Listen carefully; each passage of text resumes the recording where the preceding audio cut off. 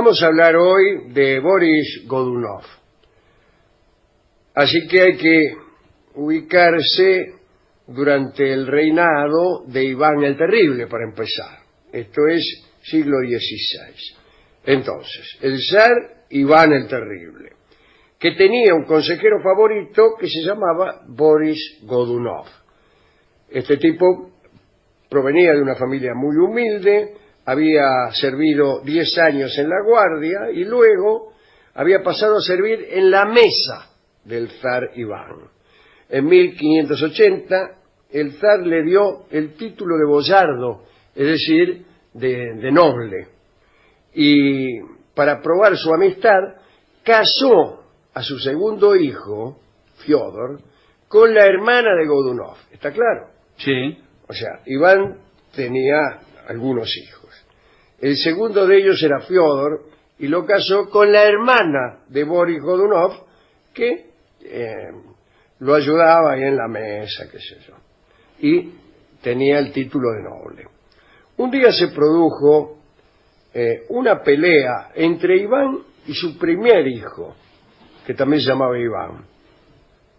El zar le encajó al heredero un bastonazo con un bastón de hierro y lo liquidó.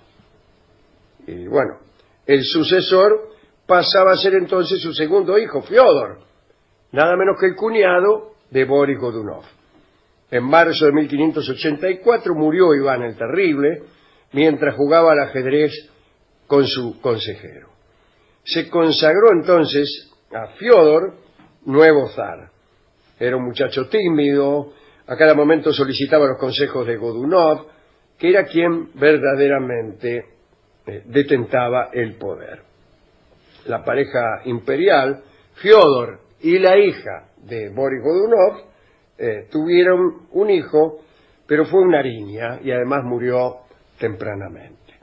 Hay que decir que Fiódor no era el único hijo de Iván el Terrible, había otro más, el pequeño Dmitri, que solo tenía 2 años al morir el zar. Fiódor, por consejo de Godunov, había relegado a la zarina viuda María, que era en realidad la 7ª esposa de Iván, al pueblo de Uglich, cerca ahí de Moscú. María se llevó al pequeño Dmitri a esa especie de destierro, y aquel tercer hijo de Iván el Terrible era también, de cierto modo, una amenaza para Godunov, para su hermana y también para Fiódor, porque como no tenían hijos, Claro. Imagínense, si moría el zar, enseguida iban a pensar en el tercer hijo de Iván, que era Dmitri. Dmitri se educó en un ambiente tristongo. Toda la familia de su mamá, los Nagoy, se la pasaban lamentándose, porque cuando Iván se casó con María, aquella familia había recibido muchas riquezas.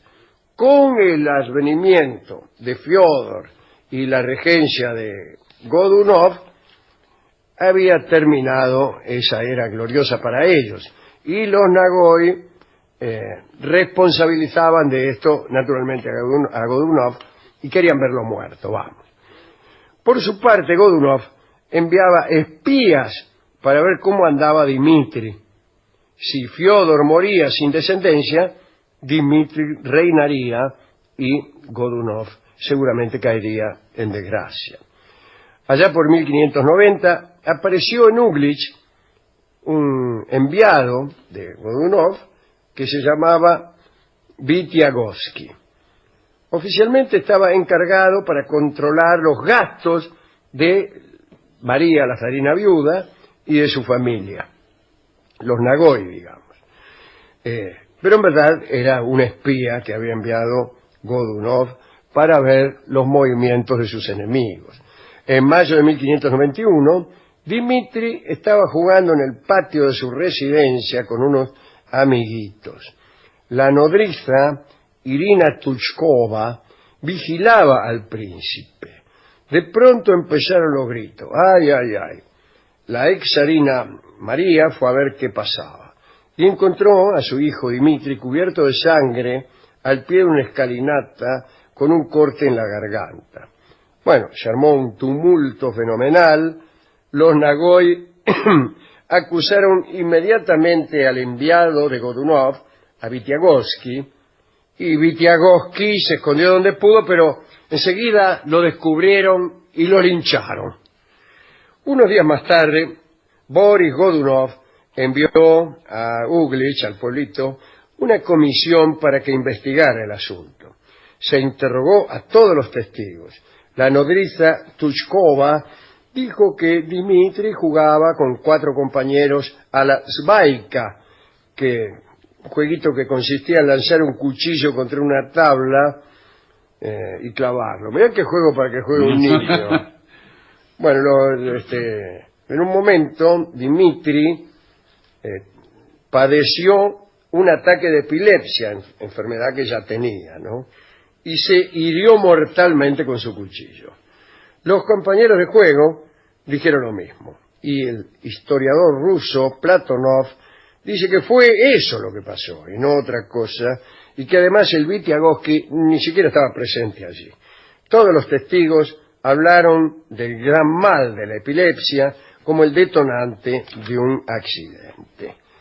María, la madre de Dmitri, la vieja zarina, se reconoció culpable de haber sublevado a la multitud y pidió perdón por la muerte de Vitiagovsky, y un consejo de obispos decidió que la muerte del pequeño Dmitri había sido dictada por la voluntad divina, y se reconoció a todos los habitantes de Uglich como culpables de haber derramado sangre de inocentes. El zar Fiódor y Boris Godunov dieron las sanciones. Se encerró a María, a la vieja zarina, en un convento, y los Nagoy fueron proscritos, encarcelados, y se deportó a Siberia a la mayoría de los habitantes de Uglich.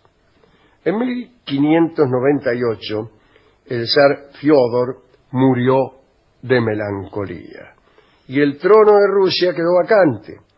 Irene, la viuda de Fiódor, la hermana de Godunov, declaró que no podía reinar sola.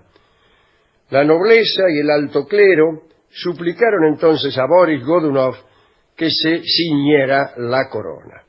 Godunov aceptó y lo consagraron emperador. Al poco tiempo Godunov recibió una noticia sorprendente. Pasemos por un momento a Lituania. Ajá. Allí por esos tiempos vivía el príncipe polaco Adam Wiśniowiecki. Este muchacho tenía varios criados, naturalmente, y un día, mientras se bañaba, le llamó la atención a uno de ellos porque no le llevaba a tiempo el agua caliente.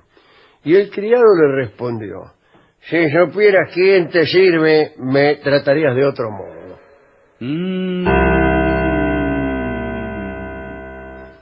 Y siguió diciendo: soy el zarevich Dmitri, hijo de Iván el Terrible. Lo cierto es que el príncipe Adam no azotó al muchacho, se lo llevó a su gabinete para hacerle algunas preguntas. El criado hablaba muy bien, le mostró 2 verrugas que tenía, una en la frente y la otra debajo del ojo derecho, le hizo observar que uno de sus brazos era más corto que el otro, afirmó que esas señales eran bien conocidas por sus familiares. Para terminar con su demostración, el supuesto Dmitri exhibió una cruz de oro imperial con piedras preciosas engastadas. Si en verdad era el zarevich, o sea, el último hijo sobreviviente de Iván el Terrible, a él le correspondía el trono. Recuérdese que lo ocupaba Godunov tras la muerte de Fiódor, su cuñado. Adam, el príncipe polaco, escuchó la historia que le contó este muchacho del crimen de Uglich. Boris Godunov había encargado a cierto médico, un tal Simón, matar al zarevich.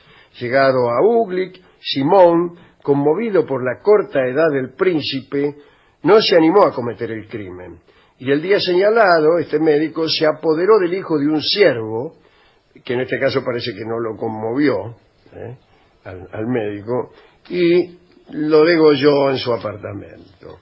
Dmitri, entonces oculto detrás de una estufa, vio todo. Luego, el médico Simón llevó al falso Zarevich al patio y llamó a gritos a la guardia. Con el rostro cubierto de sangre, vestido con la misma ropa de Dmitri, fue factible el engaño. Simón se lo llevó a Dmitri, él decía que era el verdadero, lo hizo conducir a Ucrania, después llegó a Lituania y después a lo del príncipe polaco que le pidió que le trajera el agua caliente. Y ahí se divulgó la noticia. Para los historiadores más sensatos, se empezaron a mover intereses políticos que fueron los que facilitaron el despliegue de semejante impostura. Los nobles polacos, que odiaban a Rusia, quisieron para su bien que el nuevo Dmitri recuperara el trono. Además, Dmitri, el Dmitri polaco, se confesaba católico romano y se alejaba de las doctrinas del cristianismo ruso. El rey de Polonia, Segismundo, había rehusado tomar partido, pero desde el papado se le sugirió a este rey que apoyara al Zarevich aparecido. Por si fuera poco, Dmitri hizo llegar a Segismundo, rey de Polonia, una carta en la que prometía a Polonia que si llegaba al trono le iba a conceder las ciudad de Smolensk, nada menos. Smolensk. Y Segismundo reconoció al supuesto Dmitri, pronto tuvo una corte, un ejército, lo casaron con una princesa polaca muy linda llamada Marina. Cuando Godunov se enteró de todo este asunto, se desesperó, imagínese. Pidió la extradición del impostor, pero no tuvo respuesta. Bajo la bandera del verdadero zar se juntaban, aventureros de varios orígenes. Hidalgos polacos, nobles rusos dispuestos a combatir por la legitimidad, cosacos de la estepa, para quienes toda guerra significaba pillaje y ganancia. Esas fuerzas avanzaron, derrotaron a los soldados del imperio y llegaron hasta Moscú. Godunov interrogaba a videntes y astrólogos para que le respondieran si Dmitri podía estar vivo. Le respondieron que evidentemente sí. En 1605, aterrado, Godunov murió de un ataque al corazón. Un hijo de Godunov quiso adueñarse del trono, pero no pudo. Llegaron los hombres de Dmitri y lo impidieron. Un noble, Chubisky, contó a la población la supuesta verdad. Dijo que el zar Boris había enviado unos asesinos para matar a Dmitri, pero que el príncipe se había salvado y que en su lugar se había enterrado al hijo de un siervo. La gente, imagínese, se indignó, tomó el palacio imperial, mató a todos los familiares de Boris Godunov y Dmitri fue coronado. Pero sucedieron cosas curiosas. El nuevo zar se hizo reconocer por su madre, por la vieja zarina María, aquella que habían encerrado en un convento. María certificó que era su hijo. El gobierno de Dmitri no duró mucho. Sucedió que Moscú se pobló de lituanos y polacos, capellanes católicos romanos celebraban misa en el Kremlin, también se ofrecieron bailes a la moda francesa. Marina, la mujer de Dmitri, no cubría sus cabellos con un velo y además reía en público. Caramba. Todo esto indignó a los rusos más conservadores. Los boyardos dejaron de apoyar al nuevo zar y se armó una revuelta, la conspiración de los boyardos. La noche del 17 de mayo de 1606, un ejército de conspiradores entró al palacio para matar a Dmitri. El zar, aterrado, saltó por una ventana y se rompió una gamba. No pudo escapar. Rodeado por una multitud que le gritaba «¡Bufón polaco!», murió con un disparo de arcabuz en el pecho. El cadáver fue despedazado. Algunos despojos terminaron en una fosa común y otras partes del cuerpo, mezcladas con pólvora, las disparaban en dirección a Polonia. ¡Qué gente! Nunca se supo quién había sido el nuevo Dimitri. Casi todos los historiadores certifican la muerte del verdadero Dimitri por un accidente allá en Uglitch. Se ha dicho que el falso Dimitri era un joven que formaba parte de la servidumbre del príncipe Cherkassky. Su nombre era Yuri. Bajo la sospecha de haber cometido un latrocinio, tomó los hábitos, vivió en un monasterio, fue copista. Allí se enteró de la historia del hijo de Iván y, por lo que le contaron algunos, supo que se parecía a él. Bueno, fue en esa época de copista cuando Yuri comenzó a hablar de su elevada cuna. Sus jactancias llegaron a oídos del zar, que dio la orden de enviarlo al convento San Cirilo bajo custodia. A Yuri se le advirtió el peligro, logró escapar y llegó entonces a casa del príncipe Adam, aquel que se quejaba por la falta de agua caliente. No se sabe cómo llegó a concebir la impostura. Lo que hay que reconocer es que jamás en la historia un impostor sostuvo tan bien su papel. Se conocen 43 personajes que juraron ser Luis XVII. ¿Ah, sí? Claro, famoso hijo, ¿no?, de Luis XVI, pero ninguno logró nada importante. En 1607 apareció otro falso Dimitri. Se parecía poco al precedente, era mayor, sus maneras eran brutales, le faltaba una verruga, pero el pueblo lo siguió. Ucranianos y polacos acudieron a enrolarse en su ejército. Pero lo más interesante es lo siguiente.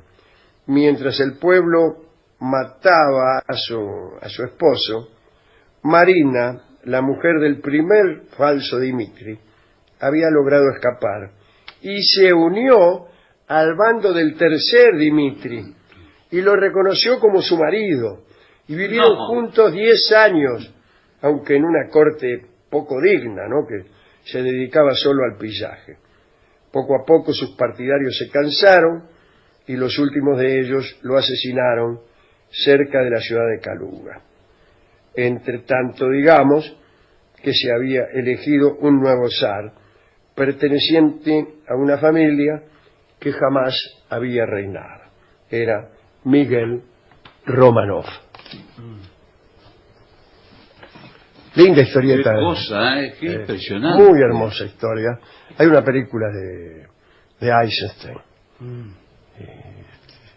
Ahora que hay que reemplazar a la otra persona, ser el falso Dimitri y a mí me encantan esas historias, sí. Sostenerlo. Acá en esta radio ha pasado. ¿Pero cómo? ¿Qué pasó? Ha pasado que han sido reemplazados muchos conductores que no son los verdaderos. ¿Pero cómo? ¿Usted dice que hay impostores? Acá hubo impostores. Hubo una Liberty Sí. que apareció una vez que Aliberti estaba de vacaciones. Sí. Y vino Aliberti. ¿Pero cómo? ¿Y él se Tenía parecía? muy finita, eso es lo Pero peor. ¿cómo puede ser como finita? Soy Aliberti. Qué raro, porque un impostor tiene que Bueno. cumplirlas. Vamos a escuchar a Alberto Merlo en una hermosa milonguita que se Sí. llama ¿Será él? Que tiene todo que ver con esta historia de Boris Godunov. Hay una ópera también, en fin.